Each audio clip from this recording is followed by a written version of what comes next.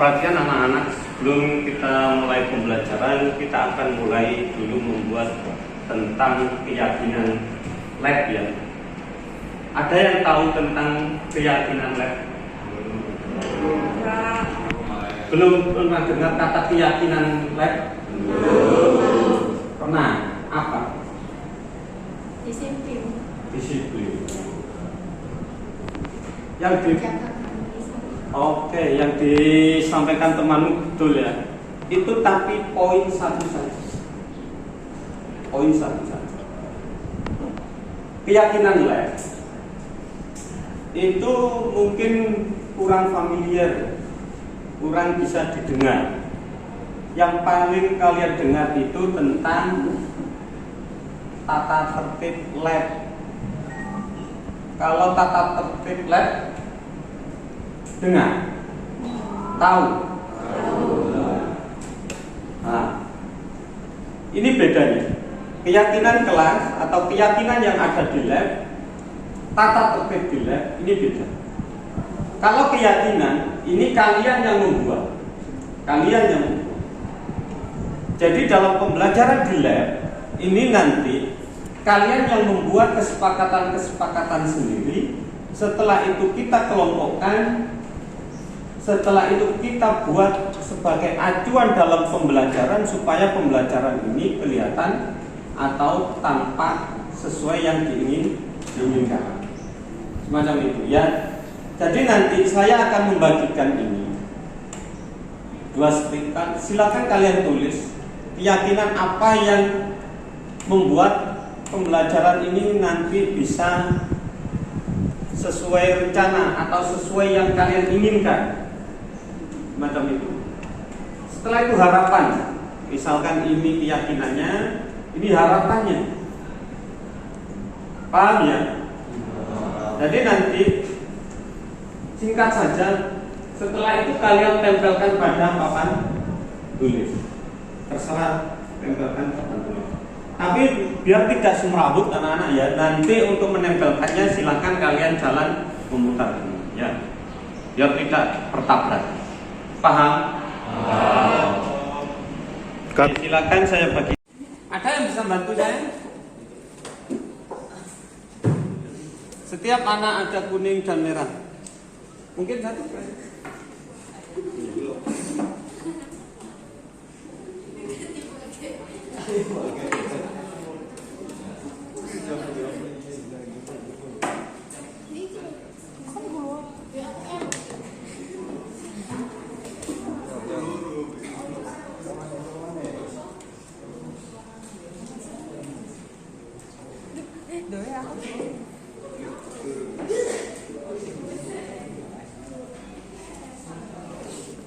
Tuliskan keyakinan supaya pembelajaran ini menjadi terserah kalian sesuai dengan kebajikan yang jangan diisi yang halal yang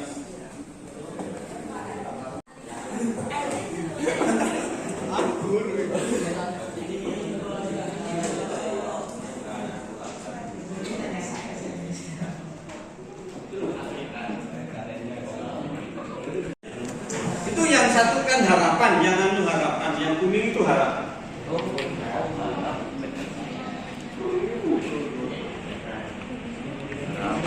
Harapan.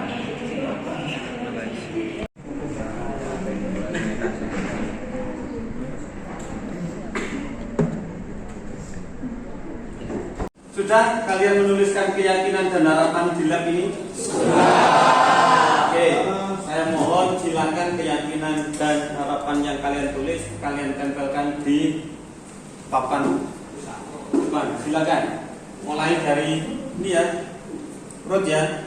Oke, silakan.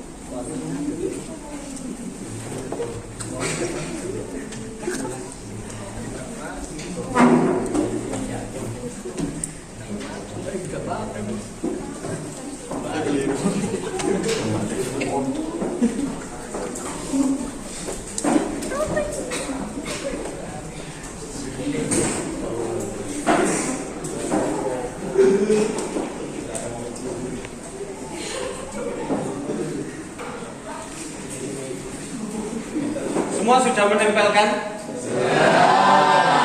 Saya sekarang minta tolong, dari keyakinan dan harapan itu pasti ada yang dituliskan temanmu itu ada yang sama, ya kan? Nah, coba pengurus kelas untuk memilah atau mengelompokkan mana-mana saja yang dituliskan temanmu itu sama. Silakan 4 orang perwakilan kelas untuk memilah dari pendapat teman-teman ini. Silakan.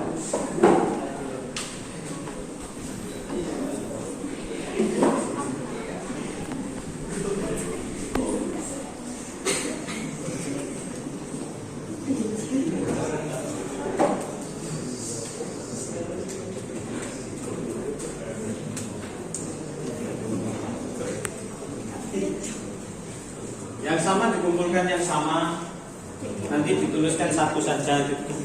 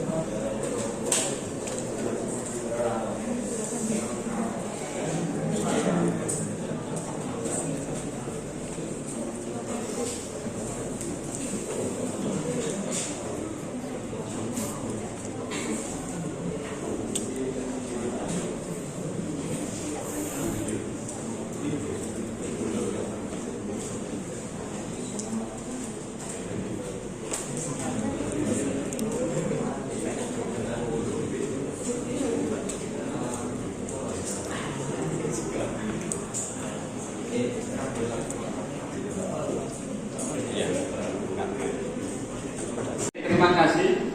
Setelah keyakinan dan harapan yang sudah kalian tuliskan dan dikelompokkan oleh pengurus kelas, saya mohon untuk ketua kelas membacakan hasil keyakinan dan harapan. Silakan.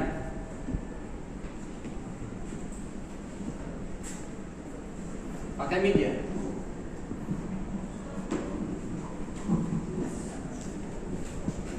Assalamualaikum warahmatullahi wabarakatuh. Terima kasih atas waktu yang telah diberikan. Yang saya sayangi teman-teman kelas 11 dan 1 semua. Di sini saya akan menjelaskan kesepakatan yang telah kita buat.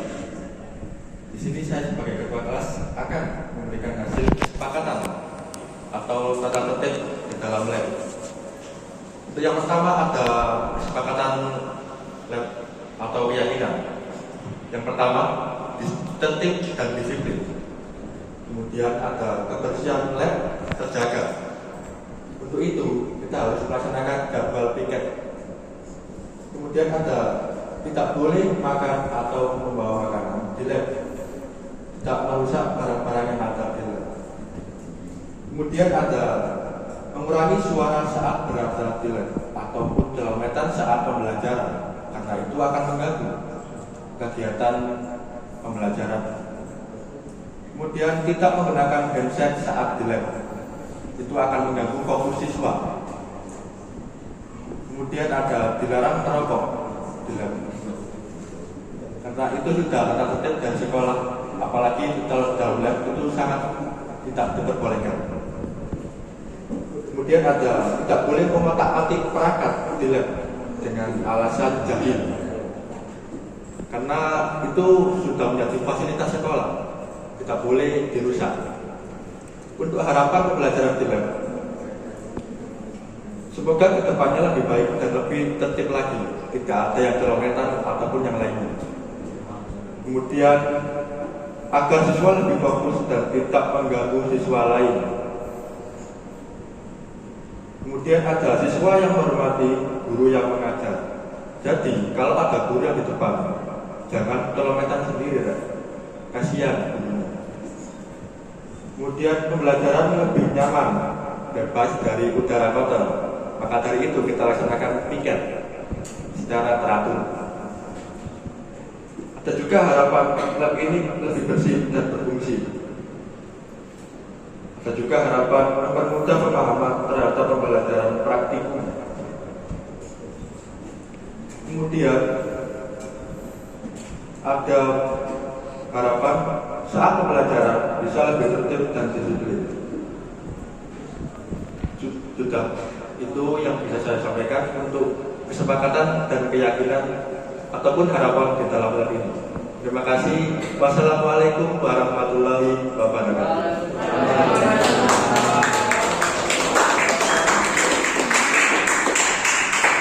Dari yang disampaikan temanmu tadi atau ketua kelas tadi, mungkin ada nggak di situ yang kurang menurut kalian? Atau ditambahkan? Ada berapa tadi? Ada sekitar 7 harapan dan 7 keyakinan. Ada 7 harapan dan 7 keyakinan. Mungkin ada yang ditambahkan? Tidak? 7 itu cukup? Cukup. Oke. Terima kasih. Itu kesepakatan dari yang kalian tuliskan semua. Semoga itu nanti bisa kalian laksanakan dengan tanpa ada paksaan. Karena itu kalian sendiri yang membuat. Gitu ya? Sepakat untuk melaksanakan? Sepakat. Terima kasih. Kalau begitu kita akan mulai pembelajaran. Saya akhiri. Assalamualaikum warahmatullahi wabarakatuh. Waalaikumsalam warahmatullahi wabarakatuh.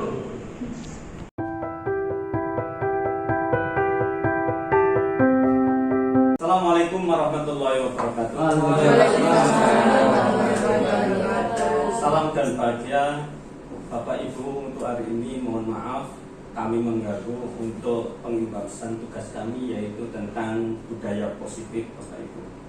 Budaya positif Bapak Ibu. Sebelumnya ada beberapa pertanyaan yang mungkin bisa jenengan tanggapi tentang materi. Apakah Anda setuju atau jenengan semua setuju bahwa hukuman itu dapat mendisiplinkan siswa? Yang kedua, pemberian hukuman dengan hal positif seperti membaca atau membersihkan halaman sekolah dapat meningkatkan disiplin anak. Yang ketiga, memberi penghargaan dapat meningkatkan motivasi belajar anak. Menurut panjenengan semua yang selama ini kita mengajar ke anak-anak, bagaimana menurut jenengan tentang pertanyaan tersebut? Ya, coba Pak. Setuju Pak. Jadi kami setuju, mengingat Yang setuju di mana Pak Rudi? Poin Oke. 1 dulu. Yang poin 1 karena bersinggungan dengan poin 2 Pak. Jadi hukuman itu menurut kami hukuman yang tidak menyakiti anak itu bisa Pak. Ya, jadi kita ini kan memang tidak boleh memberikan hukuman yang bersifat verbal maupun fisik. Jadi bisa dengan catatan itu tadi tidak menggunakan kekerasan fisik maupun verbal, sehingga itu bisa Pak. Karena kita di SMK ya, jadi secara teknis anak teknik bisa Pak. Untuk Jadi menurut jenengan hukuman tetap diperlukan, ya, meskipun tidak berupa fisik atau verbal. iya. Mungkin dapat Ibu mungkin. Saya, Bapak. Oke. Ya, saya juga setuju dengan pernyataan 1, 2, dan 3. Karena menurut saya ketika anak-anak tidak disiplin itu sebaiknya diberi hukuman atau apresiasi kita terhadap pelanggaran siswa.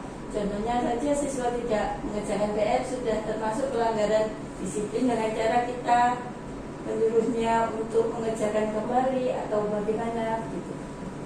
Jadi intinya Bapak Ibu guru di sini semua setuju dengan adanya hukuman, meskipun itu bukan bentuk fisik atau verbal. Iya, setuju. Setuju Iya, semua. Iya. Oke, sebelum saya bahas itu semua, nanti kita pelajari berikutnya Bapak Ibu. Ya. Untuk topik hari ini kita akan membahas 6 ini Bapak Ibu. Yang pertama yaitu tentang disiplin positif dan nilai kebajikan universal. Yang kedua yaitu teori motivasi, hukuman dan penghargaan dan restitusi. Yang ketiga yaitu keyakinan kelas. Yang keempat yaitu tentang kebutuhan dasar manusia dan dunia yang berkualitas. Yang kelima, 5 posisi kontrol guru. Yang keenam, restitusi, yaitu bagaimana kita mengatasi permasalahan baik siswa atau sekolah. Ini ada tekniknya yang namanya segitiga restitusi. Lanjut Bapak Ibu nih. Untuk hari ini saya minta 2 perwakilan saja untuk coba kegiatan ini, misalkan Bu Intan sama Bu Nurcoy misalkan berperan sebagai A dan B. Bu Intan berperan sebagai A, Bu Nurcoy berperan sebagai B. Bisa dimainkan Bapak Ibu? Bisa. Anggap Bu Intan memegang sesuatu hal yang sangat berharga bagi dirinya. Setelah itu Bu Nurcoy apapun caranya, baik dengan verbal, rayuan, atau mungkin bisa dengan paksaan, untuk meraih atau meminta minimal menunjukkan apa yang dipegang oleh Bu Intan. Bisa Bapak Ibu? Monggo, silakan berdiri. Yang bisa nggak digenggam. kelihatan, Bapak Ibu, yang kecil. Kertas. Ya, yang nggak kelihatan dia kertas boleh. Boleh tisu, boleh. Nah, Ibarat itu sebuah barang yang berharga Bapak Ibu. kalau Jangan pegang yang erat, mungkin di situ biar kelihatan tisu. Pegang erat, gak kelihatan. betul. Nah, anggap ini sebuah barang yang berharga. Jenengan merayu bagaimana caranya barang ini bisa jenengan ambil atau jenengan bisa melihat saja. Jenengan harus motivasinya mengambil, mengambil atau melihat lah minimal gitu. harus memaksa. Boleh memaksa, boleh merayu dengan rayuan, Dengan cara apapun. boleh dengan apapun. Pokoknya semacam itu. segala cara. Dengan segala cara. Jenengan harus mempertahankan. Ayo Joy. Silakan. Bintang boleh lihat apa yang di tangan. Dapur milik biasa. Privasi. Privasi. Privacy ya Pak. Mau buat apa Bu Joy? Apakah itu sesuatu yang rahasia? Sangat.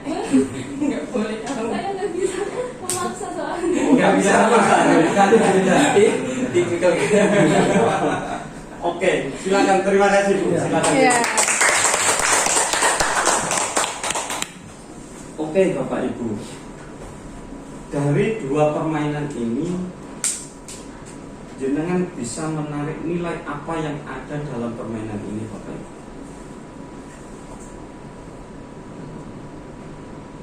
Silakan Pak Effendi. Nah, menurut saya orang itu tidak bisa dipaksa gitu lah, kayak kalau nggak mau. Menurut saya Tidak bisa dipaksa jika nggak mau. jika nggak mau. Ada lagi Bapak Ibu? Oke, Pak Rofi.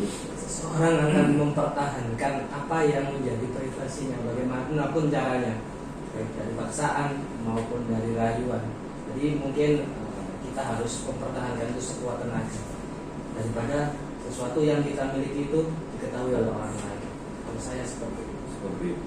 Jadi tetap aja tidak mau meskipun dipaksa, kalau itu haknya ya sudah. Kalau itu Privasi pertahankan. dipertahankan. Apapun resikonya ya. Nah, ada lagi Bapak Ibu. Dia Bu Indatri. Seseorang itu sebenarnya punya sifat ingin tahu atau pada dasarnya pengen tahu sesuatu dengan apapun caranya, itu pasti punya perilaku sendiri, entah memaksa, entah merayu dan sebagainya. Nggak peduli orang lain itu tadi bersedia atau tidak. Ada sifat seperti itu pada dasarnya. Ada dasar keinginan untuk mengetahui milik orang lain gitu ya. Iya. Oke. Dari permainan ini Bapak Ibu, nyambung apa yang disampaikan oleh teman-teman semua tadi, bahwa intinya seperti ini Bapak. Ilusi bahwa seorang guru itu mampu mengontrol muridnya. Imajinasi kan ilusi. Yang kedua, ilusi bahwa kritik dan membuat orang merasa bersalah itu dapat menguatkan karakter anak yang disampaikan Pak Wajib. Ilusi bahwa semua penguatan positif, efektif dan bermanfaat. Dan ilusi juga orang yang kuat atau orang dewasa itu memiliki hak untuk memaksa orang yang lemah.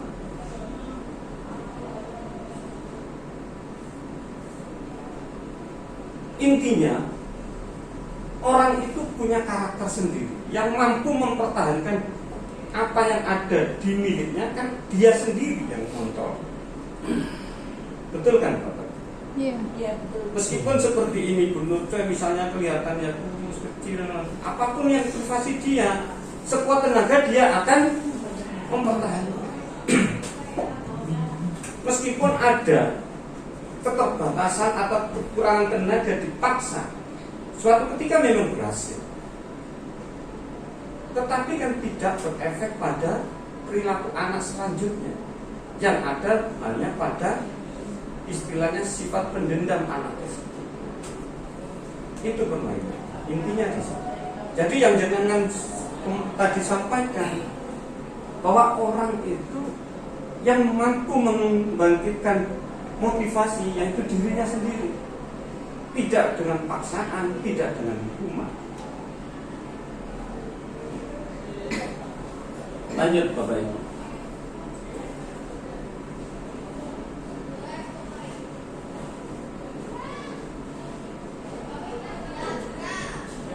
Oke, ini teori kontrol. Kita lewati saja Bapak Ibu. Kita bicara disiplin atau disiplin. Ini kan menurut Socrates dan Plato, artinya disiplin itu kan belajar. Intinya kan di situ, awalnya itu. Disiplin itu belajar. Tapi berkembang di kita, akhirnya kecenderungan kita kalau kita bicara disiplin, yang Bapak Ibu bayangkan apa?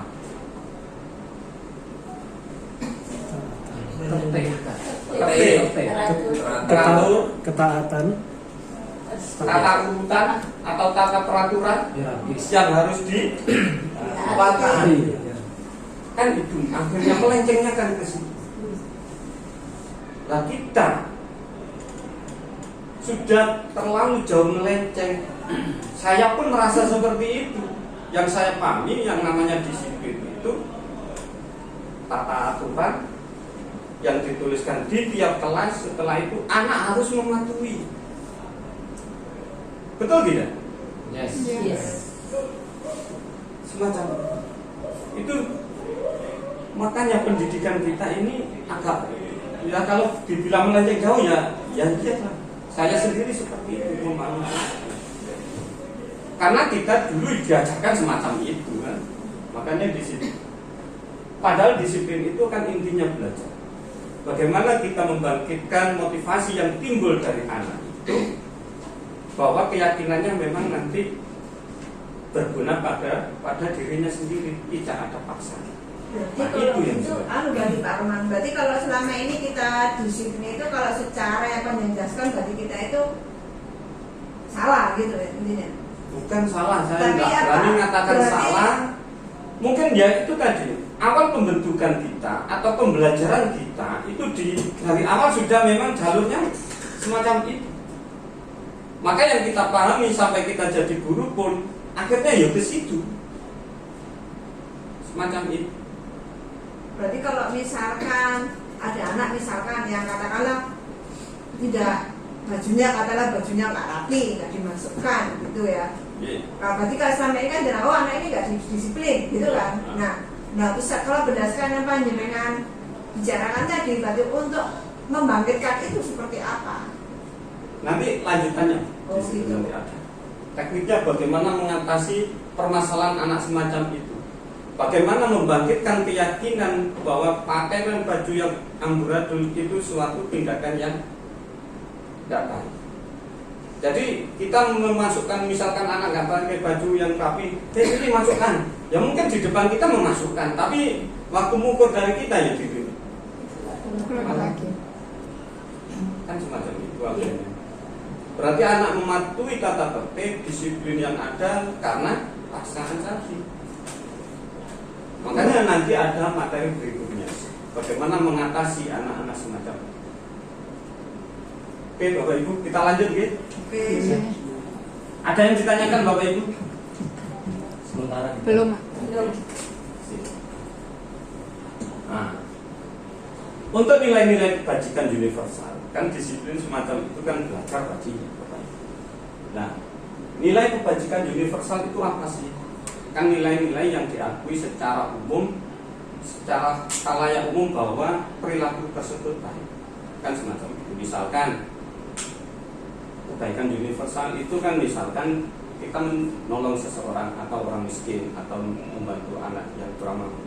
Itu kan kebajikan universal. Iya kan? Iya. Tidak memandang itu adat, suku, budaya, agama. Semua agama atau suku apapun bahwa menolong anak yang kurang mampu itu suatu kebajikan kan itu. Nah, dinilai kebajikan di pendidikan kita sekarang itu kan mengajunya pada ini. Yang pertama yaitu tentang profil pelajar Pancasila. Kan ada 6 item itu. Yang pertama yaitu tentang beriman, bertakwa pada Tuhan Yang Maha Esa, mandiri, bernalar kritis, berkebinekaan global, gotong royong dan kreatif. Setiap organisasi apapun pasti ada nilai kebajikan yang ingin dituju. Nah, di kita, pendidikan kita, karakter yang dituju atau nilai kebajikan yang ingin dicita-citakan yaitu yang berlandaskan Pancasila itu. Nilai-nilai yang ada di Pancasila, yang ada yang kita namakan profil pelajar Pancasila.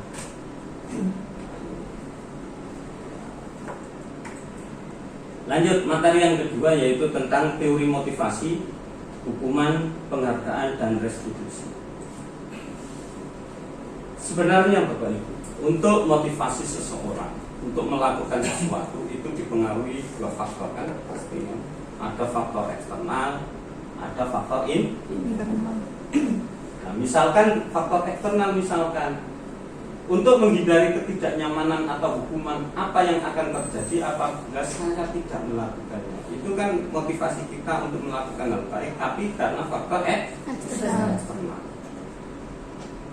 Berikutnya contoh lagi, untuk mendapatkan imbalan atau penghargaan dari institusi. Jika saya mendapatkan apa yang kita melakukan sesuatu, misalkan seperti dapat penghargaan, dapat apa, itu kan faktor eksternal. Misalkan ikut apa dapat hadiah, dapat reward, ya kan? Itu kan faktor eksternal.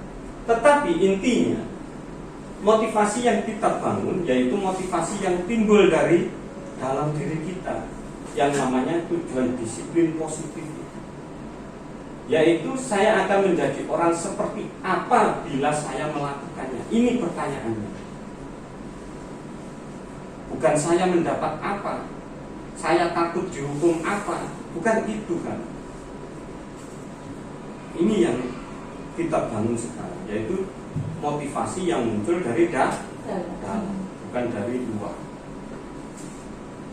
Kalau standar kita masih motivasi karena dari luar, itu ya tadi, karena ketakutan melakukan sesuatu karena ketakutan saja, atau ingin imbalan apa, itu kan yang kita inginkan.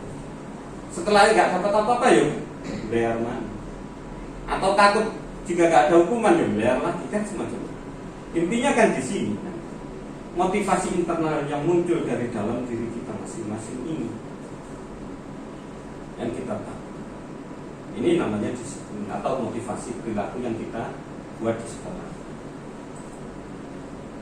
Lanjut. Nah, ini penghargaan. Penghargaan itu sama juga dengan hukuman. Jenengan dapat reward setelah membimbing anak itu sebenarnya juga hukuman dalam bentuk psikologi kita. Karena apa? Dalam psikologi kita kalau nggak menang kan merasa gimana? Tegang semua kan? Betul tidak? Karena itu secara nggak sadar bahwa penghargaan itu juga hukuman buat kita. Tidak hanya dihukum, dikasih sanksi, dikasih apa, SP, itu bukan. Penghargaan itu juga hukuman. Karena penghargaan mengurangi ketepatan juga. Penghargaan tidak efektif. Penghargaan juga akan menimbulkan rusaknya hubungan, baik antar teman, dengan sadari tidak. Merusak semua karena ada penghargaan.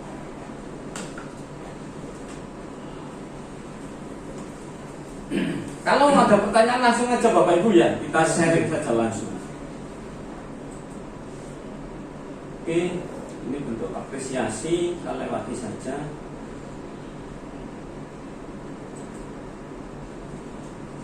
Nah, semacam ini. Tindakan guru misalkan. Ini masuk, jenengan pasti paham apa yang namanya hukuman dan konsekuensinya. Paham Bapak Ibu? Apa? Kalau hukuman? Konsekuensi?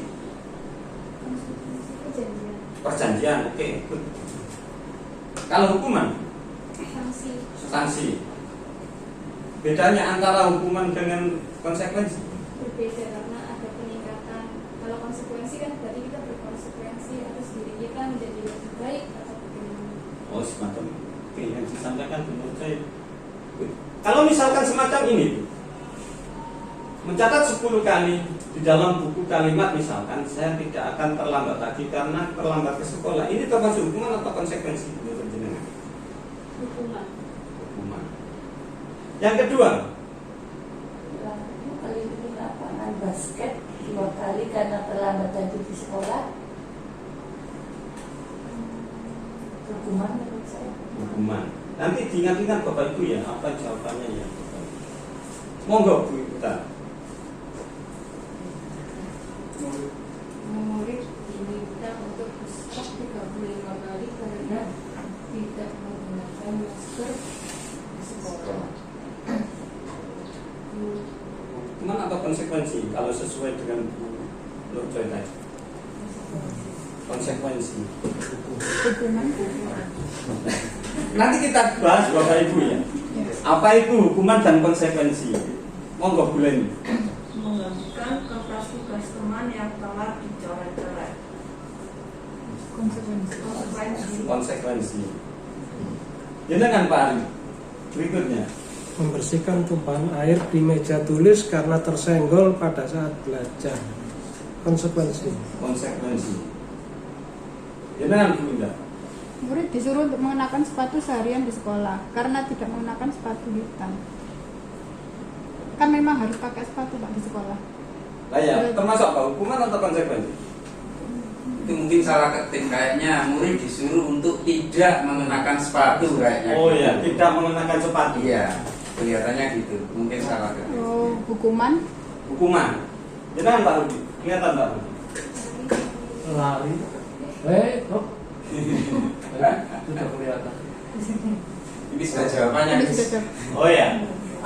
Sudah jawaban. Bocorannya. Bocoran. Oke. Saya perjelas lagi yang disampaikan oleh Bu Nurja itu sudah. Apa itu hukuman dan konsekuensi? Pada intinya begini Bapak. Hukuman itu kita memberikan sanksi kepada anak sebelumnya tanpa diberitahu ke anak tersebut. Itu hukuman.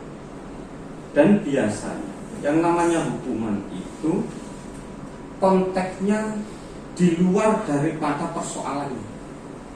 Ambil contoh semacam ini. Misalkan anak telat sekolah semacam itu, suruh apa kaitannya dengan telat sekolah dengan lari? Kalau konsekuensi itu sebelumnya anak sudah diberitahu, misalkan semacam ini peraturan sekolah, tapi nanti istilahnya bukan peraturan kelas Bapak Ibu ya. kita bukan namanya nanti keyakinan kelas. Keyakinan yang sudah dibuat di kelas, setelah itu anak melanggar, itu baru sesuai dengan konteksnya. Anak melakukan hal tersebut, itu konsekuensi. Nah, selama ini yang kita lakukan introspeksi diri, apakah kita sering menghukum atau memberi konsekuensi? Menghukum. Menghukum kan? Kalau seperti ini, kita di sekolah masuknya 645. Setelah 645 itu kan gerbang ditutup. Jadi ketika murid ditutup di depan gerbang, itu bagian dari hukuman atau konsekuensi dia karena dia terlambat. Oke. Good. Sebelumnya gini Pak, kalau menurut saya anak 645 itu sudah tahu masuknya. Setelah itu ada tahapan dari rincian dia melaksanakan misalkan telat itu. Kalau anak itu sudah tahu rinciannya, misalkan telat 5 menit itu apa yang dikerjakan, 10 menit apa yang dikerjakan, anak sudah tahu, itu namanya konsekuensi. Kalau anak tidak diberitahu dan hukuman yang melenceng jauh, misalkan ujuk-ujuknya dibunuh, lari, push up, nggak ada kaitannya, itu namanya intinya di sini. Ada lagi Pak? Kalau misalkan di kelas itu biasanya kan ada kotak belajar dengan guru mapel masing-masing ya.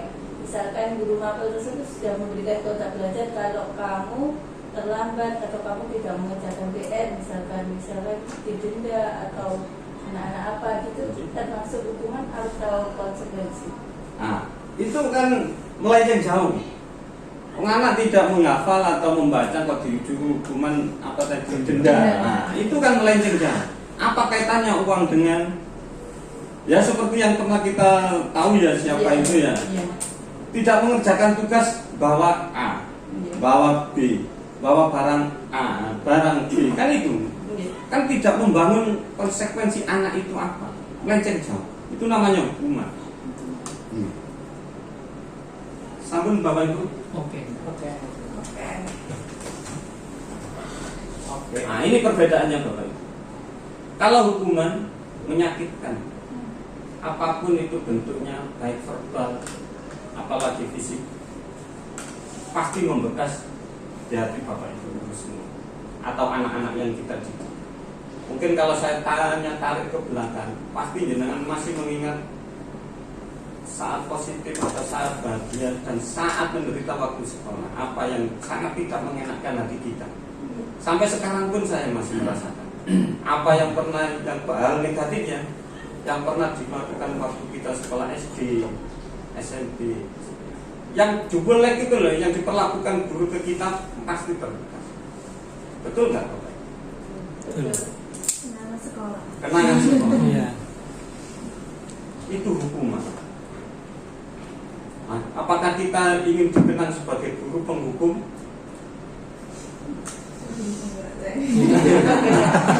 Penggerak hukuman. Apakah kita ingin sebagai guru penghukum, terkenal dengan guru penghukum, tak mengerjakan tugas, suruh ngepel? Dulu malah ekstrim Bapak Ibu ya. Saya kenangan itu saya tuliskan sampai sekarang masih ada. Bagaimana guru menampar tanpa alasan sesuatu, tanpa mau tahu alasannya kenapa, kan nggak ada kalau zaman dulu. Kalau sekarang seganas-ganasnya hukuman nggak seganas. Tapi ya tetap aja bentuk hukuman. Itu nanti dikenang oleh anak-anak kita nanti. Pasti dikenang. Saya mengenang tapi saya tidak marah. Karena saya yang ikhlas. Karena saya yang salah. Saya merasa salah. Baru Itu sadar hari ini. the power of anak-anak 90 ya seperti itu. Kalau konsekuensi itu sesuatu yang harus terjadi. Seperti yang tadi disebutkan, misalkan telat, tapi kan sudah tahu sanksinya. Yang disepakati. Yang disepakati. Kalau sanksi kan hukuman, kalau hukuman kan semacam itu sangat menyakitkan. Loh, kalau misalkan sudah konsekuensinya begini Pak Ronan, kamu nggak ngerjakan tugas, berarti besok tidak usah ikut pelajaran. Berarti itu disepakati tidak termasuk konsekuensi juga. Konsekuensi oke dalam satu sisi, tetapi keterkaitan dengan pembelajaran nyambung tidak? Gitu. Iya. Karena konsekuensi itu harus nanti menimbulkan sikap positif pada anak tersebut. Misalkan jenengan nggak suruh ikut pelajaran, misalkan anak itu menggelak, berapa kali nanti dia akan tidak ikut pelajaran? Semacam itu. Jadi jenengan harus gali apa penyebab dari anak itu misalkan tidak mengerjakan. Gali dulu, baru kita bangun keyakinan. Jadi tidak harus sembarang kita membuat kontrak perilaku dalam kelas gitu berarti ya. Oke. Berarti harus menggali peran anak ini apa harus tahu karakter anak peserta didik berarti. Oke, semacam itu. Makanya nanti keyakinan kelas itu istilahnya anak yang menuliskan sendiri keyakinan yang kita sepakati di kelas dan budaya positif apa yang akan dibuat di kelas tersebut. Berarti intinya buat perilaku untuk anak itu sendiri berlakukan di kelas itu sendiri. Yes, semacam. Berarti customize ya. Customize ya. Artinya customize. Tapi jenengan kan bukan customize sesuai anak, Bapak. Tetap jenengan punya jalurnya. Istilahnya pegangan nilai-nilai kebajikan universal tadi kan harus tetap diingat. Misalkan customize anak itu kalau nggak ada gurunya boleh makan di ruangan, disetujui semua, setuju lah. Customize Pak. Berarti berarti kalau gitu nanti kontrak berlakunya itu kalau misalkan kita ngajarnya tuh 12 kelas. Berarti kita punya 12 kontrak perilaku yang berbeda-beda untuk tiap anak. Tiap kelas. Oke, semacam itu bisa. Memang seperti itu. Berarti sekolah kelas ini punya ciri khas. Oh, ini kontrak perilaku ini. Kelas ini. Iya, tapi kan tetap pegangannya pada nilai-nilai kebajikan tadi. Kan tetap dengan Profil Pancasila kan. Iya, semacam. Dan berarti kan tetap harus punya kelas RPL 1 itu kontrak perilakunya ini gitu ya. Semacam ini kan belum kita terapkan. Iya. Iya. Sama kan dengan yang Taunya anak-anak kadang tata tertib kelas. Kadang poin satu apa nggak tahu karena nggak Kan tahu. kalau- Karena dia tidak ikut membuat. Dari sekolah kan Pak. Nah makanya tidak ikut membuat. Jadi tidak tahu, anak dipaksa untuk melaksanakan. Kalau tidak melaksanakan hukum. Nah, berarti kan harus dibedakan kalau nanti antara tata tertib sekolah sama tata tertib di kelas. Kalau begitu kan kalau dikasih kontrak perilaku dengan guru kan gitu. Misalkan gini, kalau tata tertib sekolah nanti masuknya di budaya sekolah itu bagaimana? Itu nanti panjang mulai dari visi kita di modul 1.3 itu sampai dengan nilai dan peran. Ya, tapi kan kalau panjenengan seperti ini berarti kan untuk membuat tata tertib sekolah pun juga perlu harus seperti ini juga dikaji. harus melibatkan Jelas. seluruh warga sekolah kan gitu. Macam ini harusnya. harus dikaji di awal.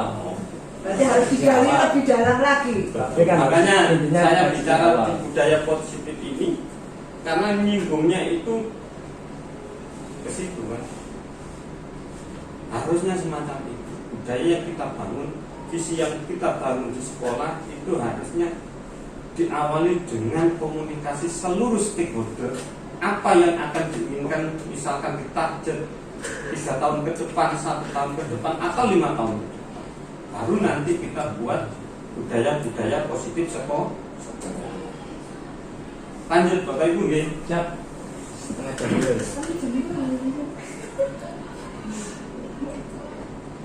Sekarang kita bicara restitusi.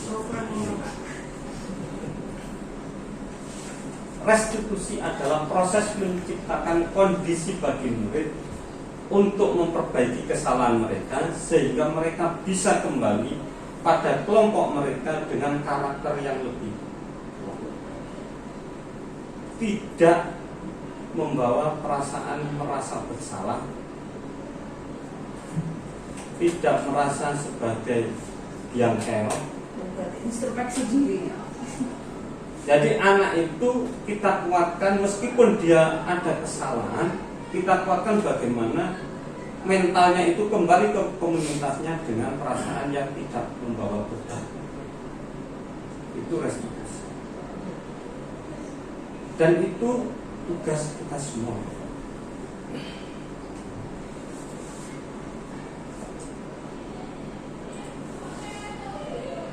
Ada 9 ciri-ciri restitusi, yaitu belajar dari kesalahan. Yang kedua, memperbaiki hubungan. Tawaran bukan paksaan. Ini tawaran bukan paksaan. Restitusi menuntun melihat ke dalam hati.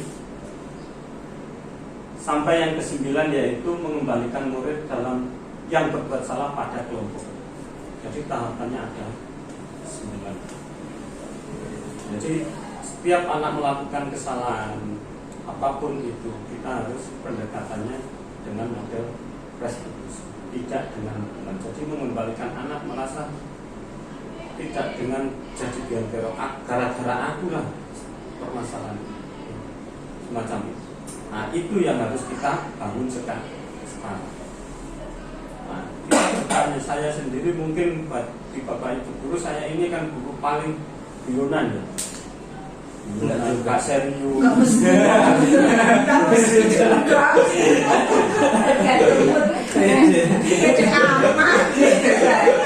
Tapi di antara guru RPL iya. Paling imut ya. Iya. Karena sebelumnya berarti latar belakang saya secara nggak langsung sudah paham antara restitusi ini. Lanjut, keyakinan kelas. Mungkin ini sepintas saja karena nanti ini saya terapkan ke anak-anak. Apa sih keyakinan kelas itu? Yaitu sebuah tindakan atau kesepakatan yang diambil dari anak semua.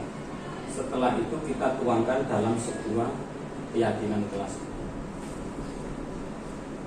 Tetapi tetap tadi dasarnya bahwa memperhatikan nilai-nilai universal.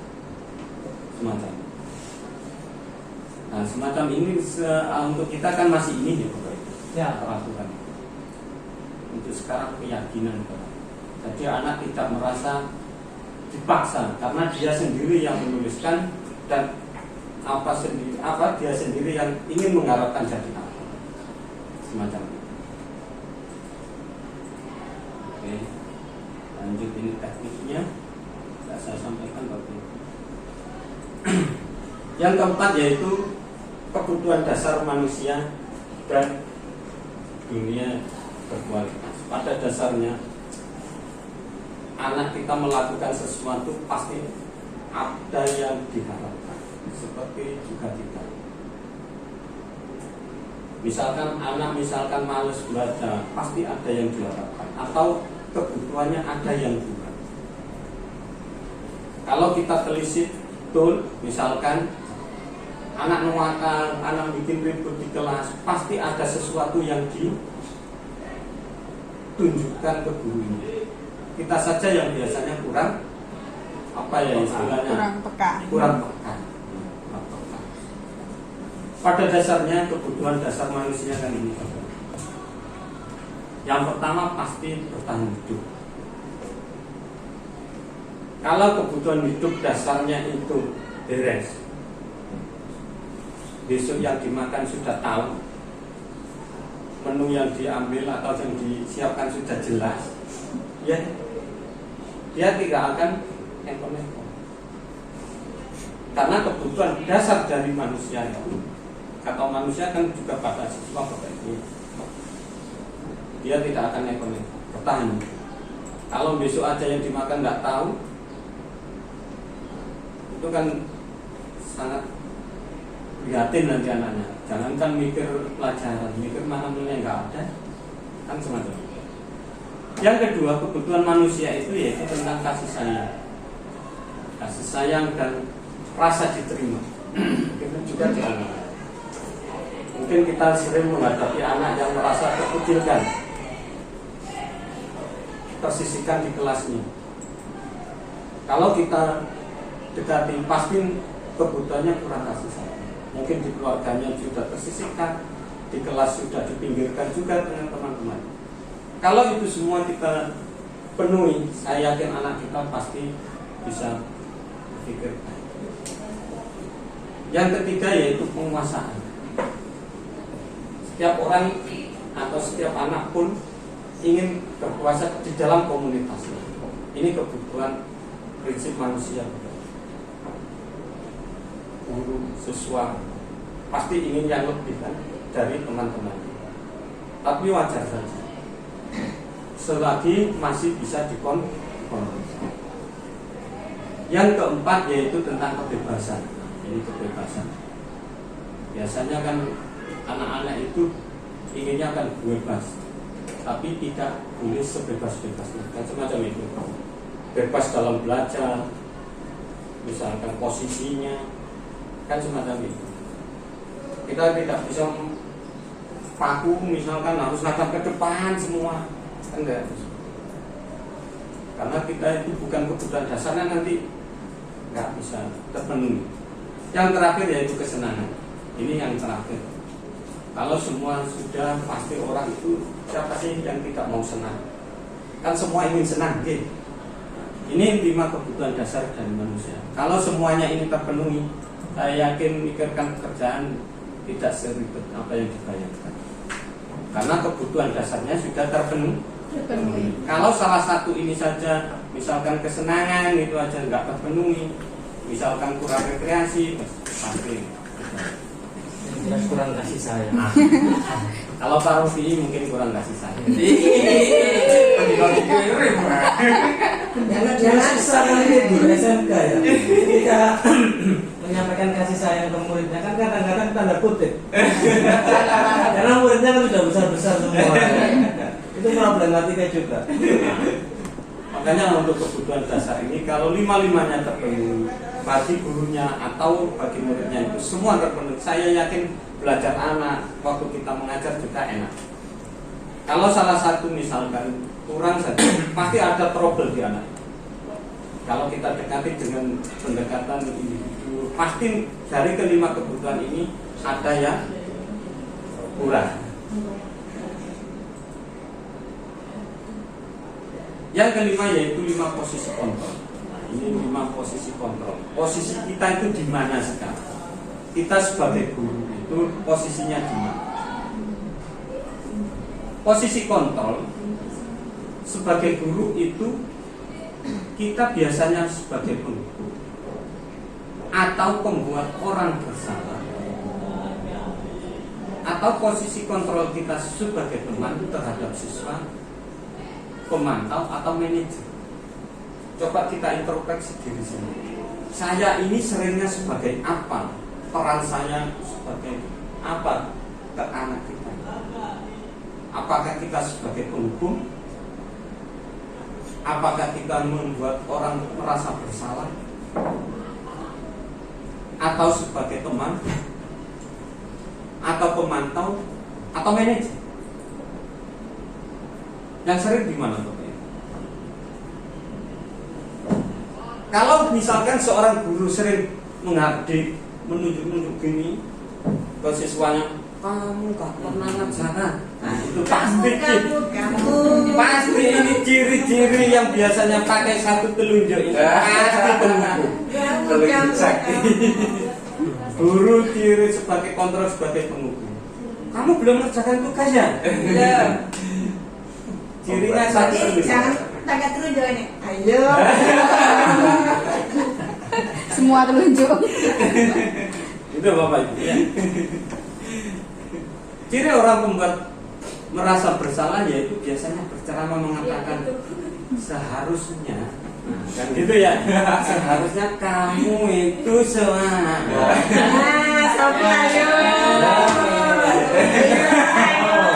Aku sebagai teman. Cing ayu. Posisi semacam itu. Misalkan kalau ibu kan gitu, ibu kecewa. Iya, betul sekali. Betul sekali. Kok ngurusin? Pemain masalah 5 gosong isu. Ngamuk. Itu peran kita sebagai kontrol kepada anak. Nah, biasanya kita sebagai apa? Introspeksi diri aja. Kalau teman misalkan semacam ini membuat alasan-alasan untuk muridnya. Loh aku gak teko ya. Balik kan teman aku. Atau pemantau, misalkan menghitung dan mengukur, atau dengan kata apa peraturannya. Misalkan anak membuat kesalahan, apa peraturan yang ada di sekolah? Kadang yang Misalkan, ya. apa peraturan yang ada di kelas?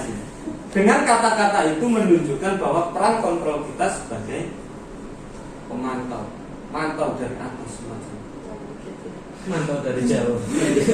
Berarti nggak tahu nakal. Nah kita sebagai guru itu harusnya pada sini Bapak. Sebagai manajer. Kalau semuanya pernah Pak, nggak boleh. Tidak boleh. Karena kalau peran kita misalkan sebagai penghukum dan pembuat orang merasa bersalah, dengan akan mencetak identitas gagal. Yang dimaksud identitas gagal itu yaitu anak memendam rasa bersalah, dendam karena sering dimarahi, sering diputus. Itu merasa identitas gagal. Secara nggak langsung ya dengan menanamkan kepada anak itu karakter identitas. Kalau teman dan pemantau ini kan mungkin saya yang masih di situ kan. Teman dan pemantau. Dan saya akan coba juga. Nggak hadir itu biasanya juga jadi manajer dia. Karena yang datang itu mesti pelatihnya, manajernya mantau dari jauh ya. Jadi kalau sepak bola berarti manajer. Oh, dari Oh, kan manajer ini bukan sebagai pimpinan Bapak. Bukan. Oh, bukan. Bukan. Karakternya saja. Berarti kalau tidak pernah ada di kelas dan kalau manajer. Bukan. Ya. Karena mantau. Yang datang itu pelatihnya bukan manajer. Makanya saya gak mengundang kepala sekolah di sini. Iya. Lanjut. Belum tentu datang. Izin dan misalkan pertanyaan semacam ini, dengan kata-kata semacam ini, posisi kontrol apa sih yang ada di sini? Saya kecewa sekali dengan kamu. Posisi kontrol apa? Posisi normal loh. Penghukum. Penghukum, merasa bersalah, Bukan penghukum. membuat orang merasa Bersalah. Iya. Iya. Lanjut, kamu tidak pernah benar melakukan, Merasa bersalah. Merasa bersalah. merasa bersalah juga. Itu hukuman ya, kami tidak pernah benar melakukannya. Kamu tidak penghukum berarti. Penghukum menurut saya. Karena pakai gini kamu. Kamu tidak. Kamu. Penghukum. Kita jelasinnya gitu. Oke. Kamu tidak pernah melakukannya. Iya. Penghukum ya. Penghukum. Iya. Ayolah lakukan Teman. Ini apa? Teman. Teman. Apa kamu mau mendapatkan stiker bintang hari ini? Teman. Pemantau atau teman? Teman ya. Pemantau Pak itu Pak. Apa kamu mau datang stiker bintang hari ini kan bisa Pemantau. Pemantau. Bagaimana kamu bisa menyelesaikan masalah ini? manajerial. Manajer. Kamu selalu yang paling terakhir. Penghukum. Penghukum. Kamu itu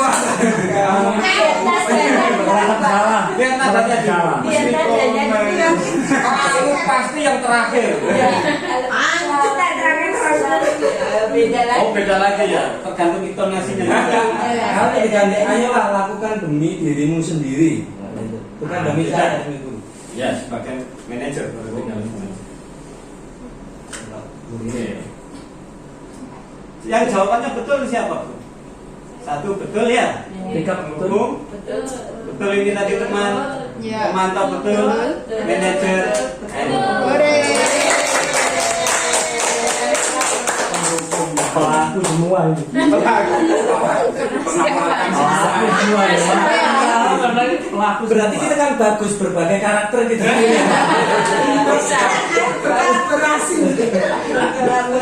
Yang ngajak siapa sih? Kan gitu Bapak. Ternyata pandai-pandai enak ngajar orang pandai-pandai. Alhamdulillah kita Iya. pandai. 30 menit jadi 1 jam lebih. Terasa. Beda dengan ajaran dengan standar tahun. Oke, yang terakhir Bapak ini segitiga restitusi. Mungkin saya ada video Bapak Ibu dengan amati saja bagaimana langkah penyelesaian sebuah persoalan yang dihadapi siswa dengan menggunakan segitiga restitusi.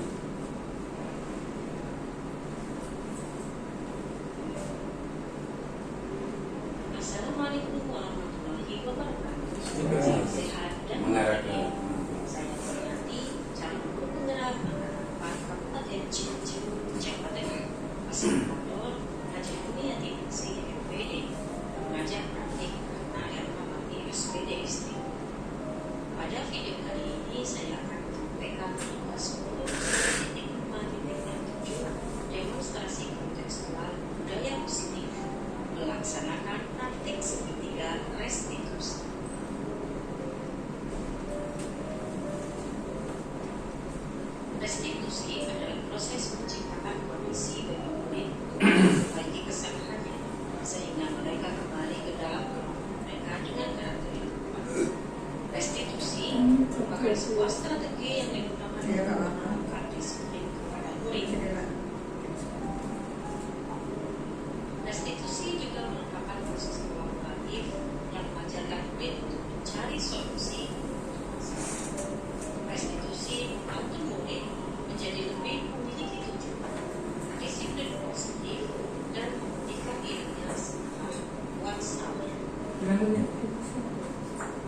Giant Ghost dalam bukunya Restructure School Discipline merancang 3 tahapan restitusi yang disebut sebagai restitution atau segitiga restitusi.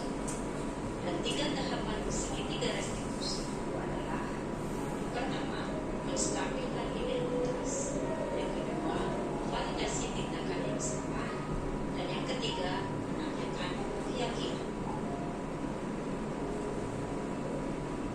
Dan berikut ini adalah praktik segitiga restitusi dari kesalahan murid buang sampah sembarangan berdasarkan skenario yang telah disusun. Selamat menyaksikan.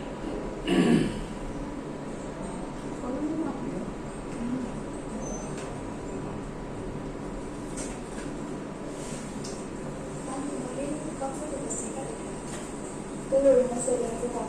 Maksudnya belum. Kemarin aku belum aku belum satu banget. Tapi terus kamu lihat lagi, jadinya aneh gitu loh. Kamu udah belum sih, belum aku lihat judulnya itu juga belum jadi. Soalnya kemarin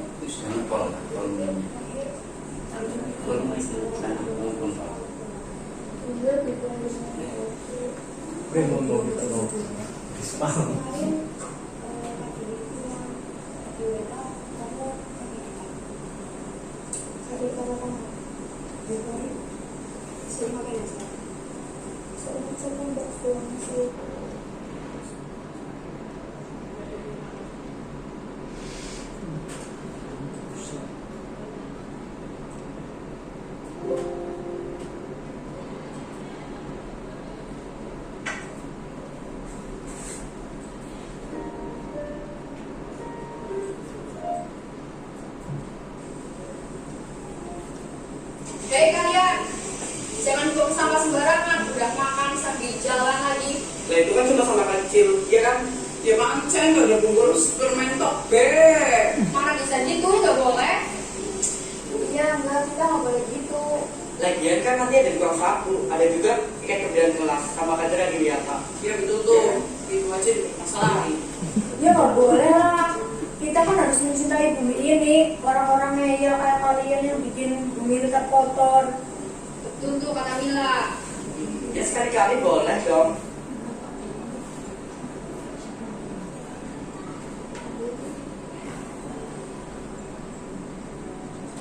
Sih enggak lah. Oh ini itu. Apa namanya sekalian ada apa ini?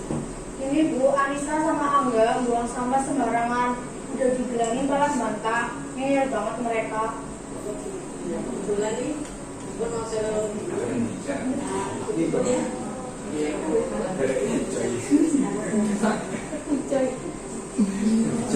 Oh ini ada Bu Intan.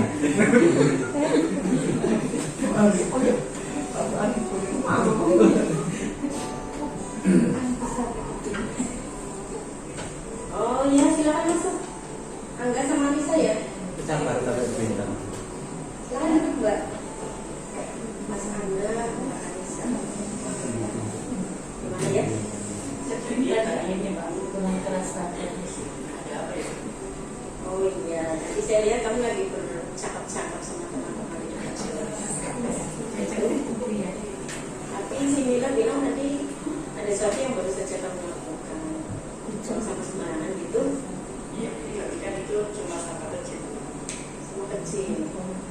Apa ya? Sama apa ya? Cuma sampah kecil. Jangan perhatikan tahapannya Bapak Ibu. Ini menstabilkan identitas siswa. Kayaknya saya juga dulu pernah melakukan itu. Atau mungkin kamu punya alasan lain melakukan itu. Kemudian kan kita juga ada weekend dengan kelas.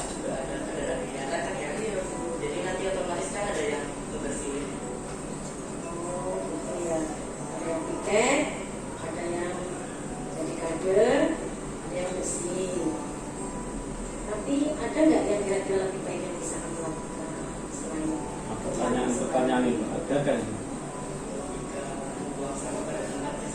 Nah, makanya ada kata sampah juga ya. Iya. Ya, seperti kita tahu ya, sekolah kita kan memang sekolah adiwiyata, sekolah yang peduli lingkungan hidup, sekolah yang berwawasan lingkungan. Jadi kita kan mempercayai akan banyak hal yang memang kita yakini itu benar. Apa ya yang kita percaya sebagai sekolah adiwiyata yang berwawasan lingkungan? Menanyakan keyakinannya. Jaga kebersihan ya. Jadi kalau makan sesuatu ya sampahnya dibuang ke sampah. Gitu. Berarti kamu tadi tidak mengikuti kesepakatan kita dong. Terus nanti habis dari sini kira-kira apa yang kamu lakukan?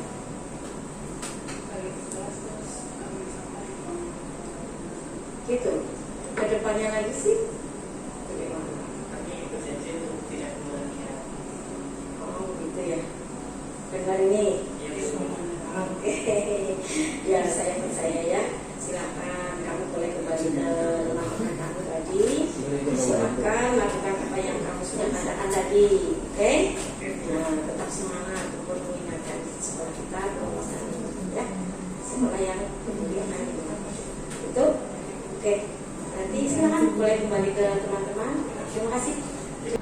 Setelah memperhatikan video seperti itu Bapak, alangkah bahagianya kalau kita bisa menerapkan langkah-langkah seperti garis khusus semacam itu. Tidak menyalahkan siswa, membangun motivasi ke siswa. Jadi anak itu tidak merasa bersalah, tidak merasa ada beban di dalam dirinya. Dia akan bergaul dengan temannya dengan tanpa menanggung dosa istilahnya, kan semacam itu yang kita harapkan. Dengan anak semacam itu nanti anak bisa berkembang di masyarakat dengan baik, tanpa ada bekas-bekas yang ada di hatinya, sifat pendendam, kan semacam itu. Selama ini kan mari kita perbaiki. Saya juga akan seperti itu, akan memperbaiki, mencetak atau membuat anak-anak itu tidak ada bekas di hatinya bahwa guru itu menemukan guru itu maka hukuman balik aku pas sekolah kan gitu.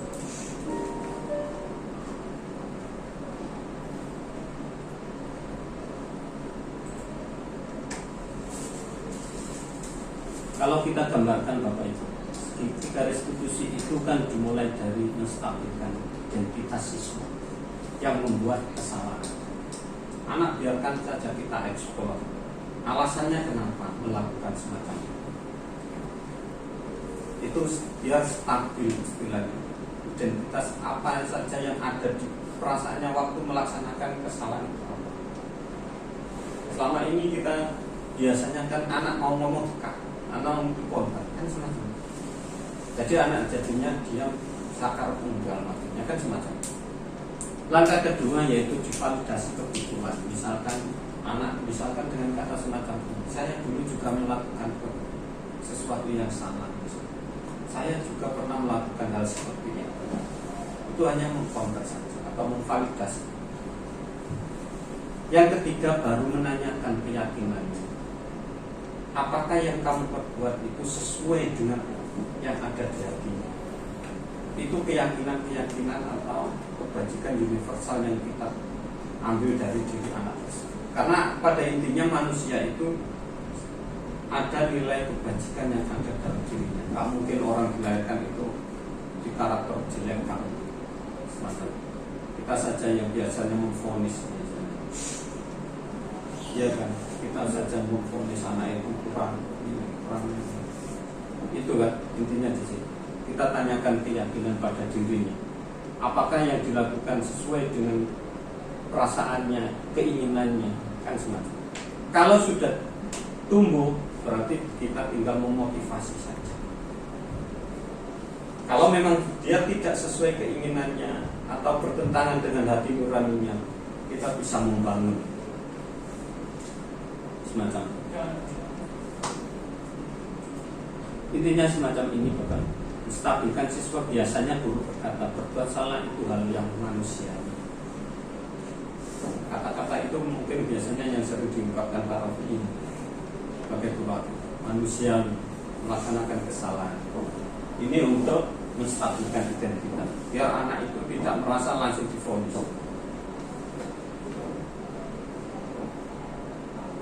Misalkan dengan kata-kata tidak ada manusia yang sempurna, Tidak ada manusia yang tak salah. itu kan bahasa-bahasa yang kita gunakan. Bagaimana anak itu perasaannya biar tidak langsung merasa dihakimi. Ini menstabilkan identitas. Jangan pasti lebih paham tentang bagaimana menggunakan kalimatnya. Baru ke validasi kebutuhannya. Biasanya guru mengatakan kamu bisa saja melakukan hal yang lebih buruk, tapi kamu tidak melakukannya. Kan semacam ini. Biasanya anak yang marah akan mukul kan, tetapi tidak dimukul. Waktu anak bercerita semacam itu kan kita bisa memvalidasi kebutuhannya. Sebenarnya kamu bisa melakukan atau memukul temanmu, tapi tidak kamu lakukan. Itu kan untuk memvalidasi kebutuhan. Langkah terakhir yaitu menanyakan keyakinan. Nilai-nilai apa yang dipercaya? Kalau kita bicara di kelas ya di kelas, kalau sekolah di sekolah, kalau kepada individu anak ya kita bicaranya ke individu anak tersebut. Nilai atau kepercayaan apa yang ada dalam hatimu misalnya, atau keyakinan kelas yang telah kita buat itu kalau kita bicara di kelas. Baru nanti terima kasih. Terima kasih. Terima kasih. Dari materi ini mungkin ada yang di-sharing Bapak Ibu, satu atau dua pertanyaan saja. Saya menanggapi gini aja mungkin Pak ya. Mohon izin. Mungkin yang kita tuju di endingnya pembelajaran kita adalah membentuk kesadaran anak, baik itu masalah disiplin atau gimana dia nanti ke depan lebih baik. Jadi tanpa paksaan, tanpa kita menggurui, tapi sadar anak itu bahwa ini loh nanti jalan kita seperti itu. Mungkin itu yang dituju dari pembelajaran yang saya tangkap tadi. Apakah seperti itu gimana Bapak? Betul Pak, memang itu yang dituju ke sana, larinya ke sana. Jadi kita mencetak karakter-karakter yang bagus, yang tidak ada sifat dendam. Tapi pembenahannya melalui 3 langkah itu tadi. Sebenarnya secara nggak sadar kita itu sebenarnya sudah sering melakukan ini. Tapi kadang ya juga terbalik-balik, istilahnya tidak tuntut. Namanya segitiga restitusi itu kan kita biasanya ya tanggapi kadang yang sifatnya gurunya sabar ya pelan-pelan kan gitu. Tapi kita tidak tahu apa itu namanya kan. Untuk menyelesaikan kasus semacam itu kan kita sering. Tapi kita tidak tahu bahwa yang kita laksanakan itu namanya segitiga restitusi. Tapi mungkin ada yang sudah langsung potong kompas, tidak distabilkan dulu sikap anaknya, langsung aja sih kan. Ya. Kamu tahu nggak keyakinan kita? Kan biasanya langsung ke situ.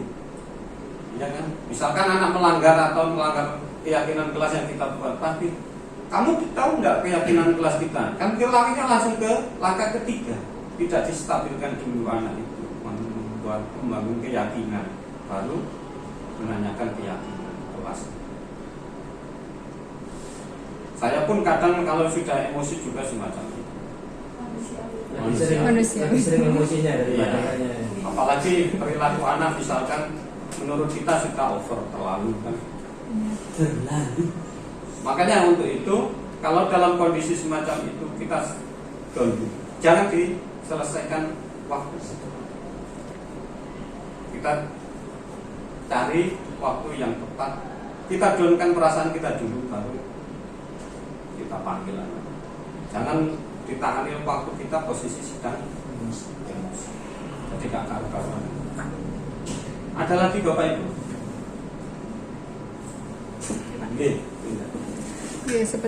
Sebelumnya apa yang panjenengan sampaikan ini sangat menarik bagi saya, khususnya ada beberapa ilmu baru. Tapi ada satu yang menurut saya perlu saya tanyakan, yang tadi itu loh Pak, yang penghargaan itu sebenarnya adalah hukuman. Nah, ya itu. Saya tertariknya di situ. Gimana kalau misalkan siswa kita ingin ikut lomba, misalnya lomba cerdas cermat, melukis dan sebagainya, itu biasanya kan mereka motivasinya ingin mendapat juara, mendapat penghargaan, mendapatkan hadiah. Apakah itu juga termasuk hukuman apa bagaimana? Terima kasih.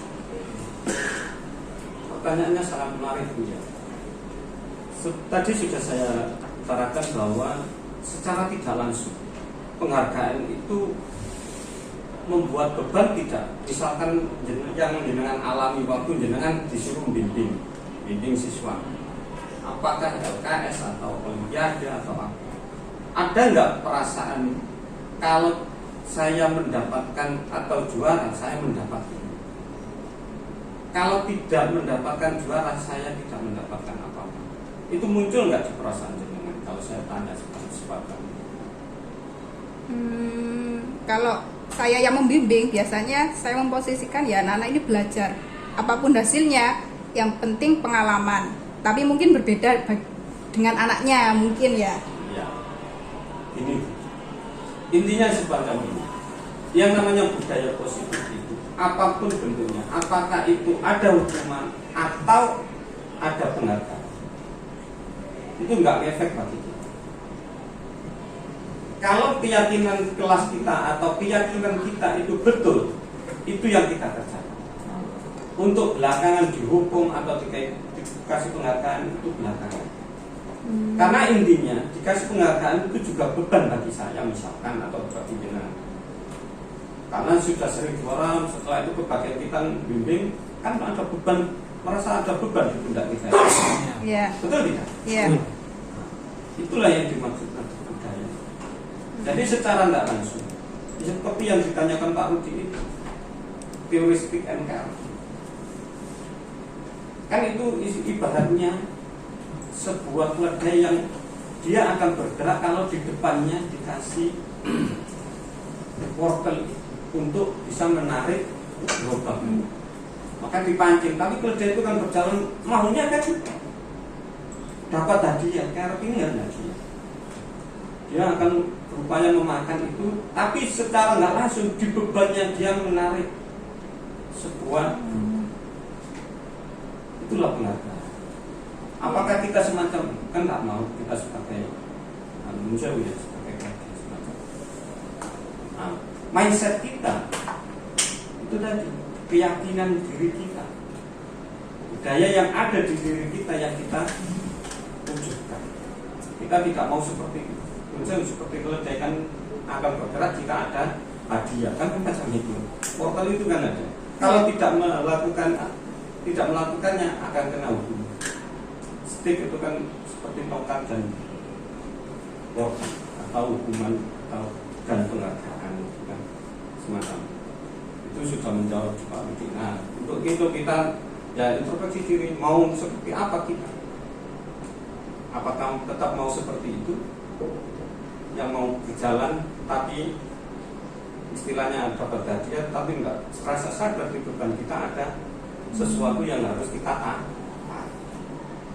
semacam itu. Ya, oke, terima kasih. Karena kita sama-sama dewasa ya, tergantung persepsi kita masing-masing mau menjalankan yang mana. Seperti itu. Ada lagi Bapak Ibu? Sudah 1 jam setengah. Bingung motong ini. Terima kasih sebelumnya atas kedatangan jenengan semua. Terima kasih. Karena ini merupakan tugas penugasan bagi calon guru penggerak di modul 1.4 daya positif Bapak Ibu. Mungkin di lain waktu ada tugas-tugas lagi. Mungkin saya atau kami Pak Pak juga membutuhkan ya waktu atau tenaga dengan saya dengan ikhlas lah dengan membantu semacam itu Bapak Ibu. Saya akhiri. Assalamualaikum warahmatullahi wabarakatuh. Waalaikumsalam warahmatullahi wabarakatuh.